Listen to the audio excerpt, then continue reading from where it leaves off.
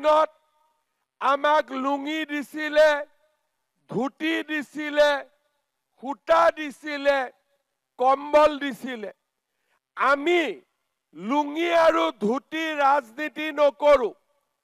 আমাৰ লক্ষ্য এটাই, যাতে প্ৰতিটো পৰিয়াল আত্মনিৰ্ভৰ হ'ব পাৰে, লাখপতি বাইদেউ ওলাব পাৰে, ঘৰৰ ছোৱালীয়ে কলেজত পঢ়িব পাৰে, লৰাই উদ্যোগ আদি স্থাপন কৰি চৰকাৰী চাকৰিৰে আমাৰ অসমখন ধুনীয়াকৈ সজাই পৰাই তুলিব পাৰে। সেইকাৰণে আমাৰ চৰকাৰে লুঙি ধুতি কৰা নাই, আমি অৰুণোদয় কৰিছো, মহিলা উদ্যমিতা কৰিছো, আমি নিযুত মইনা আঁচনি কৰিছো, আৰু 1 টকাকৈ ঘোষ নোলোৱাকৈ আমি চৰকাৰী চাকৰি আমাৰ যুৱক যুৱতীসকলক দিছো। ল'ৰাৰ কাৰণেও মই চিন্তা কৰি আছো বাবু আঁচনি এটা।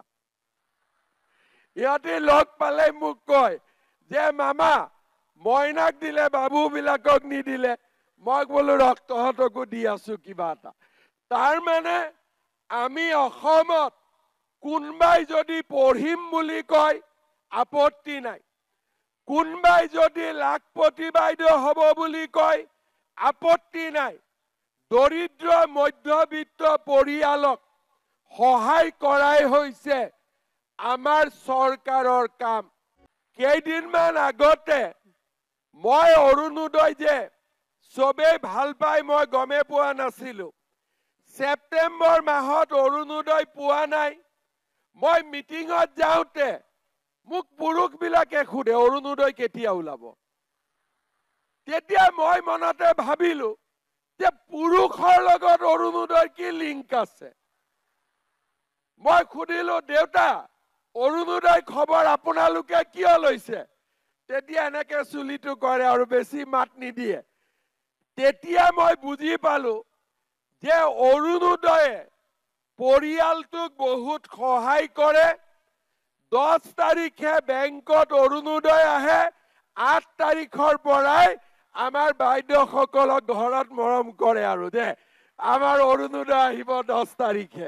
আজি অৰুণোদয়ে আমাক অকল টকা দিয়া নাই, অৰুণোদয়ে মহিলাসকলক ঘৰত সন্মানৰ অধিকাৰী কৰি তুলিছে।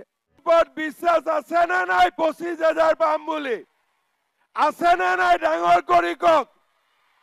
বঢ়িয়া, আপোনালোকেও মোক বিশ্বাস কৰে, ময়ো আপোনালোকক যি কথা দিওঁ সেই কথা ৰাখিবৰ বাবে চেষ্টা কৰো। আপোনালোকে আশীৰ্বাদ দিব। অহা বছৰ এনেকৈ যাতে আমি লগ হ'ব পাৰো আৰু আপোনালোকক 25,000 টকাৰ চেক আমি যাতে এনেকৈ বিতৰণ